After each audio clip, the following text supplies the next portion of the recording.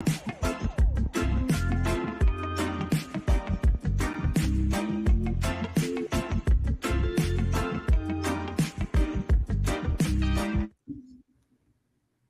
yo. Hello, hello. Oh, what is going on? We are live, everyone. POINT3 podcast. POINT3, baby. Now, if you're watching this on YouTube, you may be wondering, Hero Scroll looking really, really nice. There's a purpose.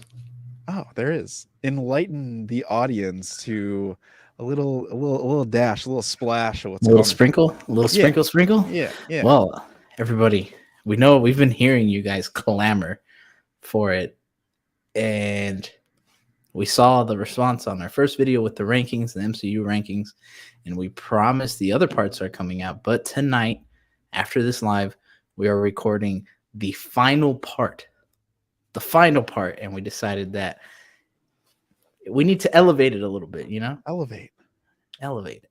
So dressing dapper today, trying to, make it feel special because the final rankings video should be special. It is going to be special. We have a lot of fun things planned. We're not going to reveal what they are. You just got to be there, watch it when it You got to drops be there in a few weeks. So yeah, you have to be there. You have to join. Don't miss out. Big things coming for the POINT3 podcast. But listen, we're not here to just talk at you. We want to hear from you.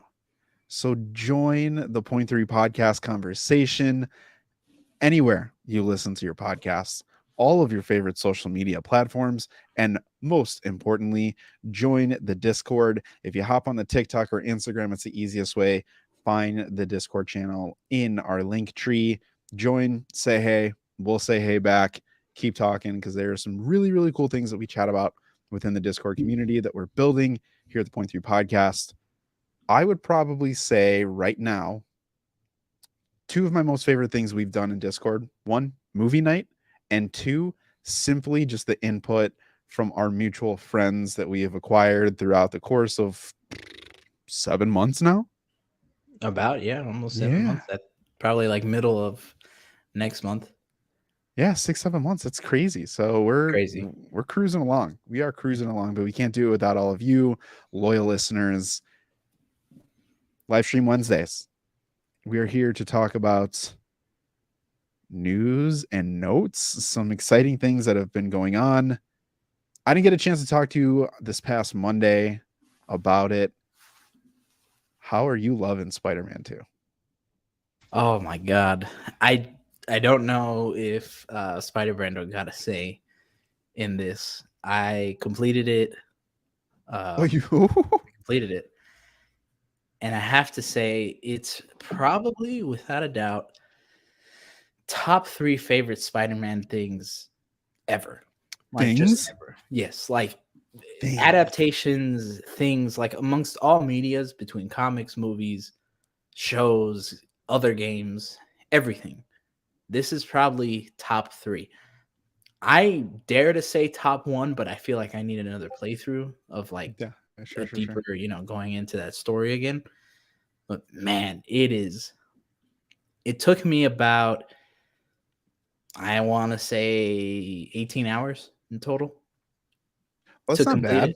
No, that's with the side missions. So, yeah. And that's me not fast traveling, which kudos to Insomniac for making this game to be as technologically advanced as it is, with the 60 frames per second mode. And I mean, consistent 60 FPS. Wow. And the fast travel is literally a fast travel. There is no loading. It is a point on the map where you click that you want to go. You go to it. Next animation is you there. Dang. It is. I didn't know how that would show up in gameplay. I know they're promoting it, but sometimes it's like, man, they got the best of the best running right now. And it's like, it's cool for them, but does it work for anyone? Yeah, it is. And another big prop to Insomniac, there are a lot of surprises that I'm not going to say on camera. Lou, we can talk about this later off Yes, camera. please. But the surprises that this game serves up are fantastic. Mm, And the fact that none of this, if not a good majority of this, did not get leaked somehow is wild. absolutely wild. I don't know That's how. That's what I was saying. There were some things that came out obviously after gameplay because I mean, Mhm. people are chugging through this game just simply so they can be like, I did it first, right? And some of the things that have come out from me, uh, unfortunately, I haven't played the game yet. However, I've had to just know what's going on in the story. Like my FOMO is just Yeah, crazy. it's out And there. some of the things that I saw, I'm like, how is it possible that we did not know about this for as highly anticipated as this game was? Yeah, there was Yeah. my jaw dropped. I want to say till the very end. And this isn't even main story stuff sometimes. This is like side story content where Mm, the surprises that those bring up as well are just so good. And mm, I mean, man, kudos to Insomniac for delivering a game that had all the expectations put on it, and they somehow not only met, but in my personal opinion, blew them away. They did everything better, from combat, traversal. It's hard to think about how you can make Spider-Man PS4 a better game, yeah. because there isn't a whole lot wrong. There are certain things, but traversal is not one of them. Eh. Yet in this one, they make it feel like it was bad, and it's not, which is such a statement to say how well they did with this game. Yeah. I'm in love. I'm in love. Dang, dude, you're Spider-Man. Yeah. Can we say that? For sure, for sure. On two different platforms, when the time is right, we're gonna talk about the completion of Spider-Man 2 and just Spider-Man as a whole and get a really, really interesting conversation and maybe tie it to DCU in a way.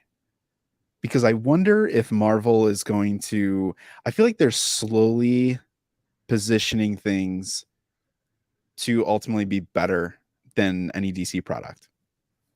In a weird way, we have some news, right? So we have game media, we have movies, we have animated, we have live action. Kevin Feige's out here saying now, like, any Marvel movie to this point is really a part of the MCU. Yeah. And at first glance, I was like, that's kind of crazy to think about. These are legacy movies. These didn't fall under the Marvel Studios umbrella or, Disney or anything like that after they acquired them. And if you really think about it, I like that. Yeah. What do you think about watching a Deadpool or going back and watching, X-Men from 2000 and being like, oh, this is an MCU movie? That's fine with me in a way, because to a casual standpoint person, if you're not super deep into this like us, Mhm. everything is a part of the MCU. Those people are probably asking, why isn't Wolverine here yet? Why isn't Hugh Mhm. Jackman in these movies yet? And or why isn't such and such person in here yet? Because they saw Patrick Stewart in Multiverse of Madness. Yeah. So I mean, it's fine, rope him in, And the cool thing, and a way to tie this back towards Spider-Man, because you mentioned the fact of legacy and how it treats these movies and how it treats the adaptations of comics into movies. Mhm. I think a very good example of how people can make a new spin on a character that we've had a bunch of stories on and Oh, still provide a fresh take. bunch. Look at Insomniac and what they've done with Spider-Man, Mhm. both the PS4 and Spider-Man 2. Yep. Look at those two games, because those are near perfect examples of taking a story that you think you might know and that there are certain familiar elements, and then making it and spinning it into something brand new that blows you away, Yep. while still respecting the source material and all the legacy that that character has. And that's hard to do with a character like Spider-Man, who's had 60 plus years. Yeah. And they did it so well. And I think the MCU, and not even just the MCU, I think any media that wants to adapt a character should look at that as a shining example of how to take care and show love to a character like that, but still make your own thing with it. Do you think they did a better job? Insomniac did a better job of that than Sony did with Miles and Across the Spider-Verse and Into the Spider-Verse? I would say probably as good a job. I think those are both like very good examples of looking at them and being like, the thing that I see it with more is that, and it's not to discredit Miles, that's very much a Miles movie. And there isn't as much Miles stuff. There is a lot, but not as much. And he's not as well known as Peter Parker. Sure. Where I would say Peter is the one that, like, you know his origin, you know those villains, you know? And they use him in a way that makes them feel new. Like, you've seen Venom before. Yeah. But you haven't seen it Insomniac style. Yeah. You know what I mean? Dude, it's awesome. It is just awesome. What a time to be a superhero fan. Yeah. To be able to consume a character 3 different ways, and it feels very unique. It feels original. It feels different. And it's like, you had No Way Home. Then you have, Across the Spider-Verse, and now we get Spider-Man 2. And it's just like, there are going to be follow-ups to this. And it's just, whew, man. Man, listen, it's guaranteed that we're getting a third part. I mean, a game doesn't sell 2.5 million copies in 24 hours. 24 hours. And not get another part or DLC even, right? So we're going to be getting more Spider-Man. It's just more a matter of when. And that's an exciting thing, man. That's an exciting thing because we're not even a weekend. we're not even a weekend from the game releasing. Okay. Did this game make you forget about Mortal Kombat? Yes. 100%. I have not touched MK in the time that I've, and I mean, again, that just the testament of what this game is doing right now. Yeah. It's so good, so well done. Nuts. Well, everyone, if you're watching this again, Point3 podcast, we have the chef himself, Spider Brando, joining our live stream for Live Stream Wednesdays. Spider Brando, how are you feeling tonight? I'm feeling great. Sorry for the lateness. Had something come up and took a little longer than expected. Nope. But no excuse. We are here. I see a package from Entertainment Earth. I have no idea what's inside because I forget what I order half the time.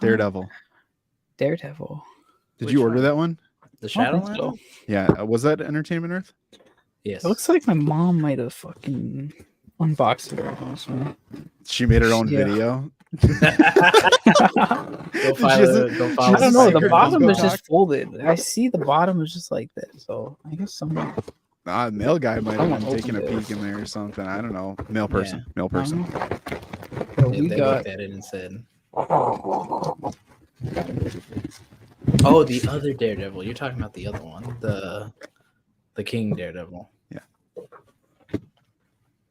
Because then they did the black and red suit. Do you have any guesses? It's either that or Beta Ray Bill. Definitely not Beta Ray Bill. Neither. Neither. I don't know. It's an anime. Oh, I talked about it pretty recently.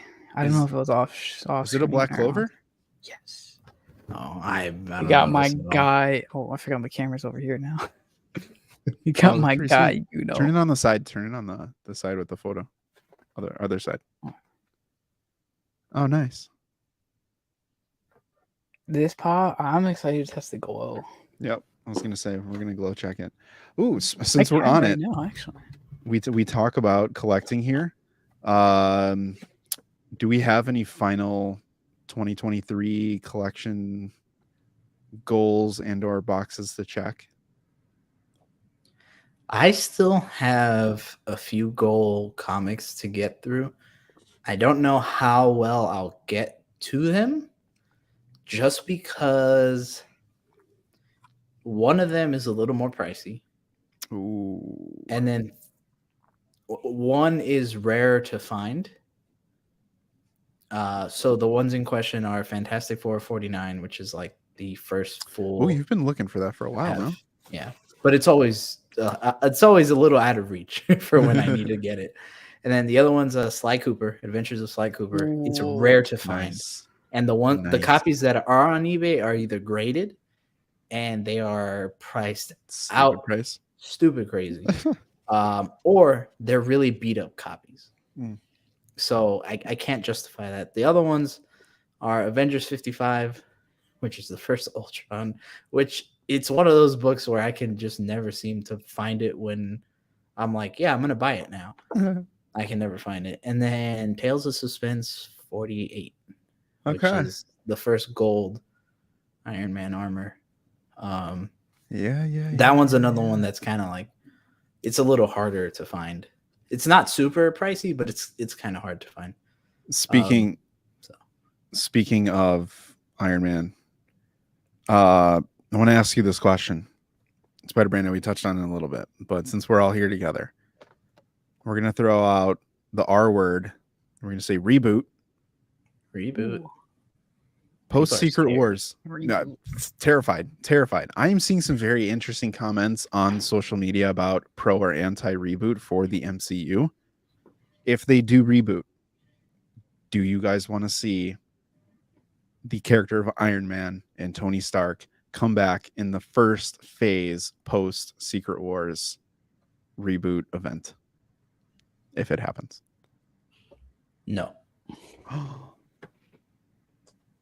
I'd say stay away from him at least till like phase 2. So I've been thinking about this for a while, and I wonder if in the new MCU, shout out to video games, if they don't have him be a focal point in the movies, but he exists and he's doing things and he's referenced through other characters. And there may be scenes where we see an Iron Man on the news or Iron Man on a video or Iron Man on a social media, whatever it might be in the MCU, something along those lines. And like, we just don't know who it is, but there is no question that he doesn't exist. It's just, there's not going to be Iron Man New Beginnings or whatever they call it. Make it. Oh, sorry. I was going to say you could do both, I think, and get away with it, where you can. And again, I probably agree with you with making him already established, just not there, is probably the better option. You can do that and never show him, or you can also just do the same thing they've done with X-Men right now, where it's you make them wait. You make people wait, and people are going to want that character. Because I think right now people want Robert Downey Jr. They don't necessarily want Iron Man. Yeah. They want Robert Downey Jr. But the X-Men, people want the X-Men. They don't care who it is. Yeah. You know, so I would say you can't really go wrong with either. Spider Bizzle? Oh, that's a good one. I don't know. I would love to see RDJ back on the screen, or just like an Iron Man back on the screen moment.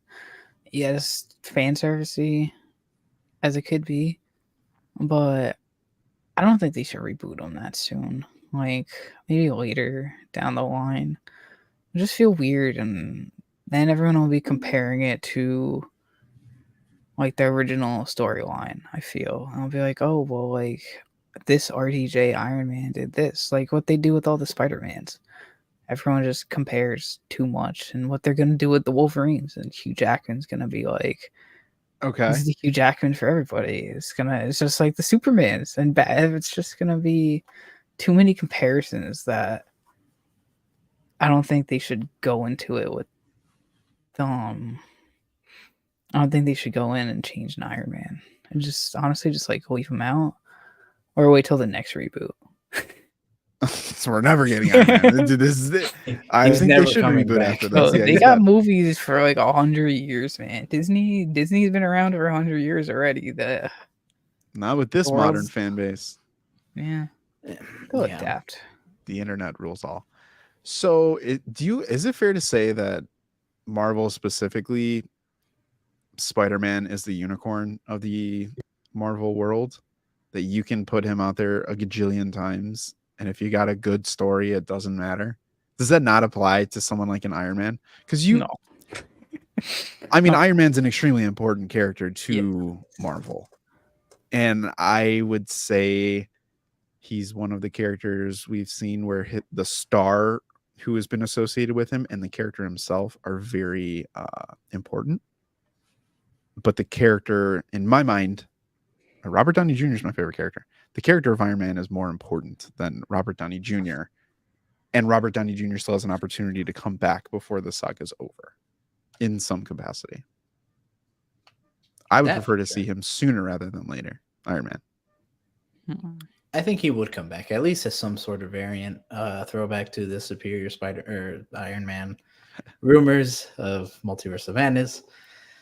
I think that's the way to go, though. Give him at least one final send off again, because I mean, RDJ is a little up there in age, and I don't think he wants to keep doing Iron Man. I'm sure he's open to a comeback, but I'm sure he would rather do that sooner than later. Yeah. I equate this to wrestling. Yeah. Like it's his WrestleMania moment for Secret Wars. Like he comes back, the crowd's gonna go crazy. Oh, yeah. He hits his moves, but like he passes the torch, and whoever is the up and comer, a Shang-Chi, Yeah, maybe Sam, somebody, they get their moment and get the rub kind of thing. it's funny that you brought that, because I genuinely was thinking about that. How I feel like RDJ's kind of like the Undertaker, where Exactly. if you bring him back, you bring him back for like a one-off type thing, and like little stuff here and there. But then like if you want Chris Evans, and this is kind of newsworthy, it's been rumored for that he's coming back, and he's kind of heavily implied that he does eventually want to, just not right now. Like he's constantly teasing it. I almost feel like he's Edge in the sense of like, yeah, I'm retired right now, but I can come back. He's Tom Brady, man. There you go. Dude, Sure, Tom for the Brady football out fans, here. there you go. He's like, I'll come back for a few more, and then I'll go off. Yeah. And it'll work either way. I'd be fine with that. Shut up, Cap. Yeah, I know. I saw the shirt. Cap shirt. Yeah. Speaking of Cap, I think this is a good segue to our another news thing that I think rips out a lot of people's hearts, but it's something we expected with the strikes going on, or the strike going on. Deadpool 3 is moving away from its initial release date of May 2024, I believe. Yep. And it's rumored, heavily rumored, but I don't think anything was confirmed, and you guys can correct me if I'm wrong on that, that Captain America Brave New World is taking its spot. That's being moved up from, what was it, like July? Yeah. How do we feel on that?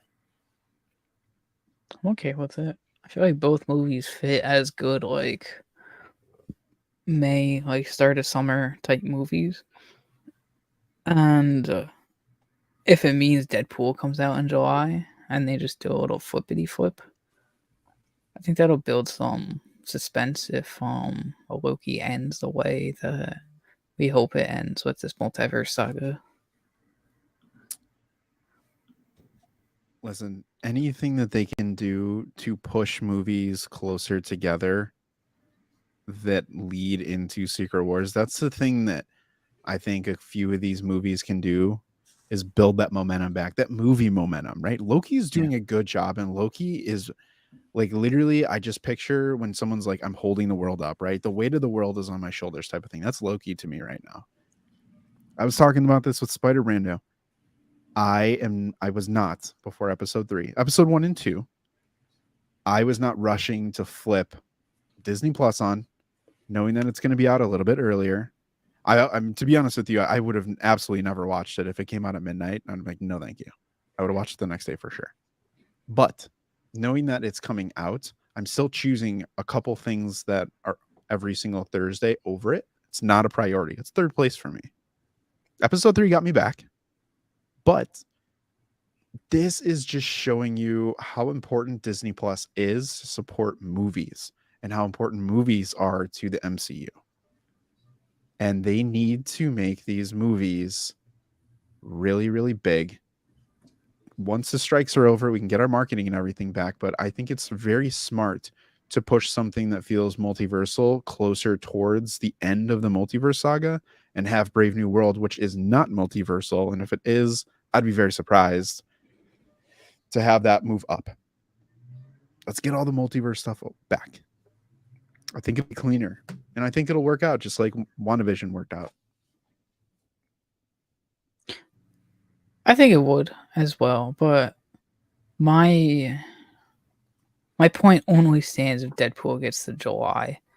I think a 2-month gap wouldn't be, or 2-month delay wouldn't be the worst thing to build off of. But if it's more than that July of just like swap, then I'm right with you of needing to put them together or more closer together.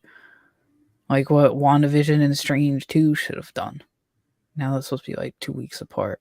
Imagine if Deadpool 3 came out right after Loki and like this the Marvel spot.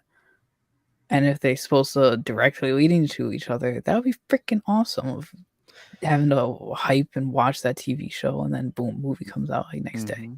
But the thing is, that's where that line of thinking, at least to me, becomes dangerous, though, because people are operating with the idea that Loki is going to tie into Deadpool 3, when in reality, at least as of right now, right, both in terms of like marketing and like little rumors. Oh yeah, I mean, we realistically have no idea. There's nothing that links both, right? Yeah. Other than the fact that they're both multiverse. I'm saying like they could plan it to like, they should be planning it to match and like say like these TV shows are gonna lead into it, like what they did with WandaVision and Multiverse of Madness when they first came out with that slate. They're like, yeah, WandaVision. Kevin Feige did that whole presentation.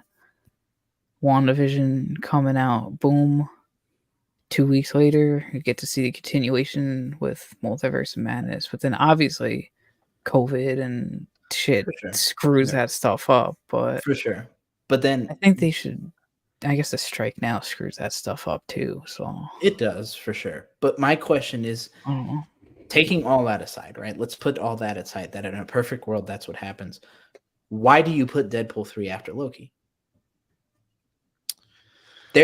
Just because they're multiversal doesn't mean that they connect.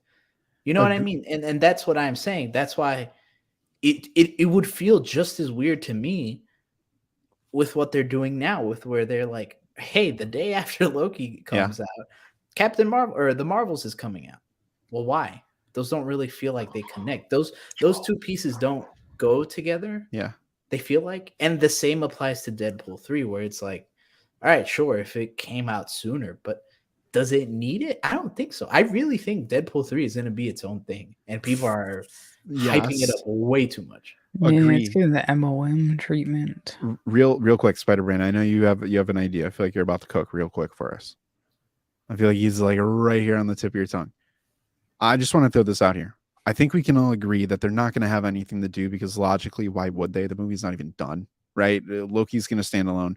The ending's going to be self-contained. We're going to get a Secret Invasion 2.0. People are going to be like, well, that never happened, blah, blah, blah, blah, blah. Like, it's just not going to happen. However, the one thing that it can do is start building and putting the word multiverse in front of people. Although it is not multiversal in a connection aspect of things, it's still something that occurred in the multiverse. It pulled characters in, like it just builds that feel versus it being Earth-based, self-contained. It's not, you know what I mean? Like it's just point being. Secret Invasion was. Yeah, you know what I mean? Like let's get more in the multiverse, even though when you really break it down, it doesn't make sense whatsoever. I just think it would satisfy a lot more people to be like, the MCU is actually doing multiverse stuff. And it's like, great, what connected? And they're like, nothing, but it was in the multiverse and everyone's happy again. Like, that's silly, but I think it's an easy way to bridge towards Secret Wars without changing too much, because a lot of things are already set. I think it's just positioning the puzzle pieces, and when they fall, not necessarily taking them and linking them together, simply putting things in front of the other to be like, that feels good. Like rearrange your couch. That pillow looks good in front of that pillow, but they have nothing to do with each other. But do you think though with like that'll lessen people watching the Disney Plus shows though, and then when they get to the movies, they're like, what is going on? I think people are craving that Easter egg connectivity for no reason. Let me just stay up and watch things to see if I can find Ralph Boner and Mephisto and all that kind of stuff that had nothing to do with it. It never did. But people are theory crafting like it was no one's business and being like, Ultron's back, baby. That was the problem to me. Yeah. But it feels like in a way that's almost what Marvel's doing with this phase, right? Because you look at this phase, it started with Quantumania, right? Then it went to Guardians, then it went to Secret Invasion, now we're in Loki, where it feels like at least every other, right? Obviously there's going to be certain outliers, where at least every other project, they're throwing out multiversal stuff. Yeah. And, we're nearly at the end of the year. And again, they're throwing out multiversal. Back in February when Ant-Man came out, multiversal, So I think in a way they're keeping it fresh. I just think they need to do it more. For example, I think it probably won't happen. They're just still nitpicking it and going like treading lightly with it a little too much.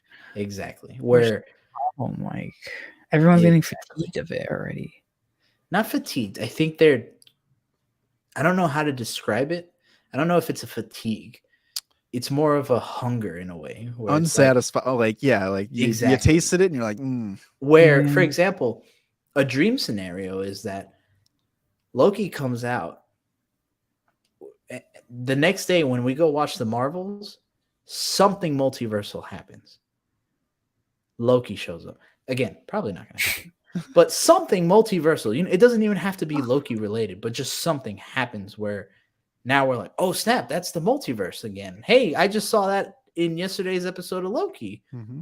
But it's probably not going to happen. And I think that's where people are again left unsatisfied, like Lou said, and being like, oh, the MCU sucks and this doesn't connect to that. And in a way, they don't. So there's credence to that. That's true. I was going to say also, I have heard one of my cousins, I don't know how accurate the report was. One of my cousins did tell me something that someone from Loki was reported to have a scene in the Marvels.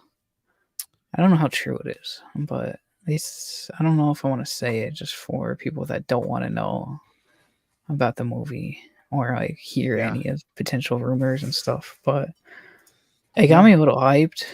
And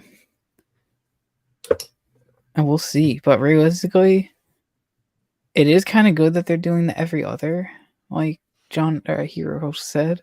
And because for the people that can't get to the episode the night before, then it's like, wow, I have to watch this episode before I go see a movie.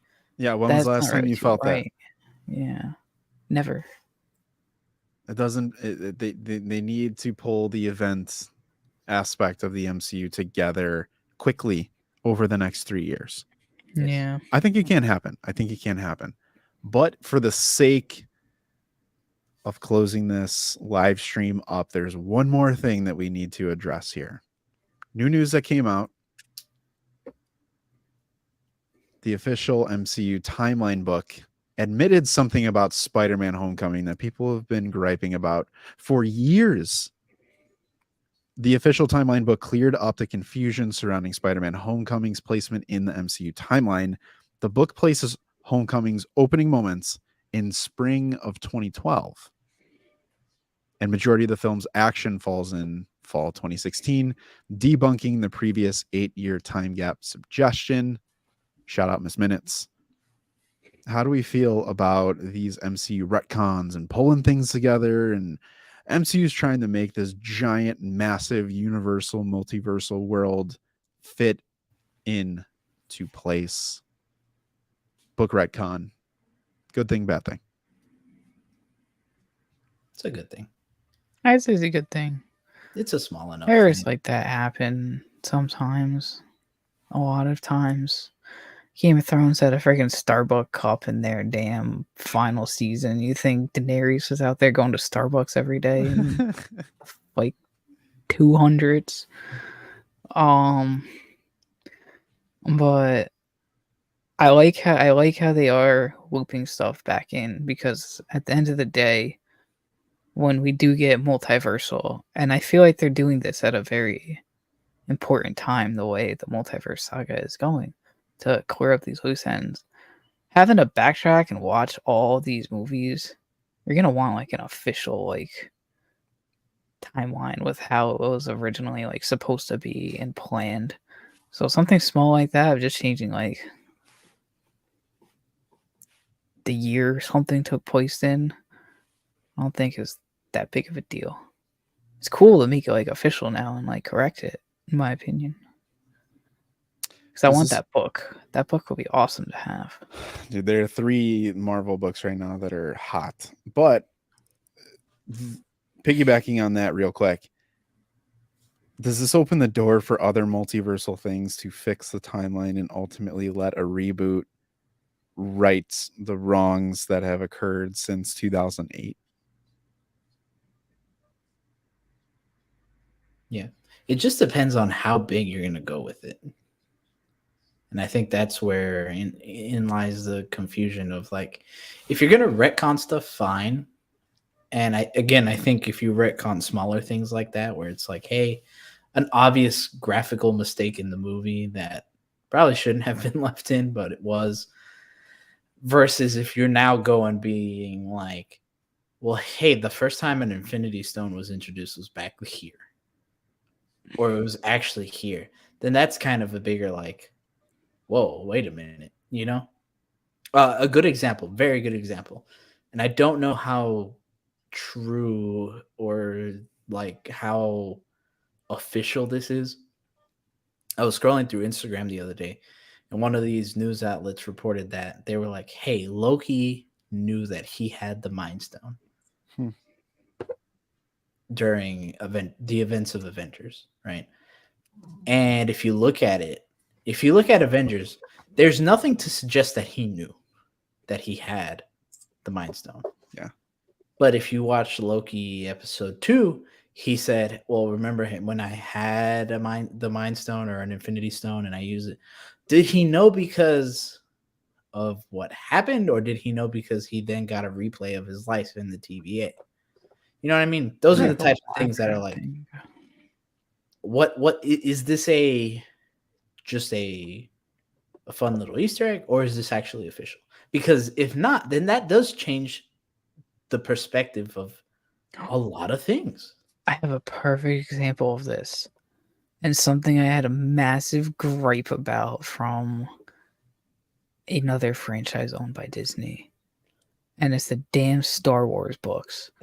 They filled in so much information and tried to not retcon, they just tried to like fill in and introduce a lot of information throughout those books that were not covered in the movies at all.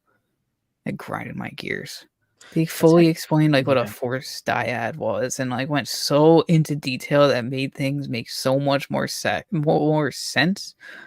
So like when you do go to watch the movies after reading the books, you're like, wow, I appreciate that, but like stuff that should have been made clear in the movie. Yeah, another good example. That's a great example. I hate. That's a great example. One of the biggest gripes about the freaking Star Wars books and those sequels. Because in what was the first one of the new trilogy, Force Awakens? The big scene, spoiler if you haven't seen this, almost 10-year-old movie. When Kylo kills his dad, Han. No way. In in the movie, he very much just does it. He's very much like, all right, Dad, there you go. But in the book, they talk about how it's such a big internal struggle for him, and how, and then it makes his face turn not as out of left field as it is in the movies later on. So, very, very good point with that. Very good point. You just hope Marvel doesn't do that. They don't introduce too much off-screen stuff. Fixing retcons, or just fixing some things. I don't know.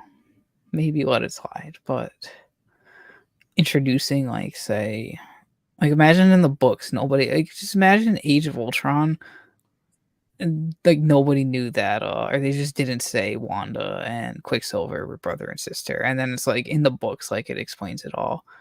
Like that's what Star Wars did.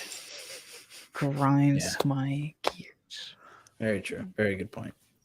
Well, with that, everyone, we'll end on a nice grinding of gears and notes.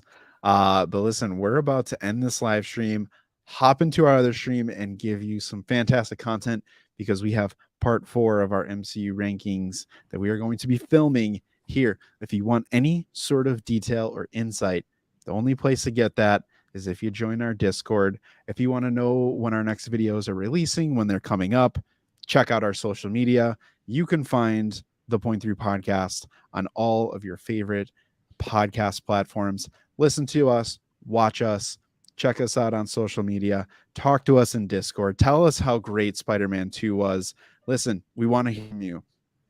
So swing on over to our social media channels at Point 3 Podcasts, join the web of conversation. And with that, everyone, keep watching, keep reading, and keep nerding out. We will see you next Wednesday for Point 3 Podcasts live streams. Take care. Have a good one.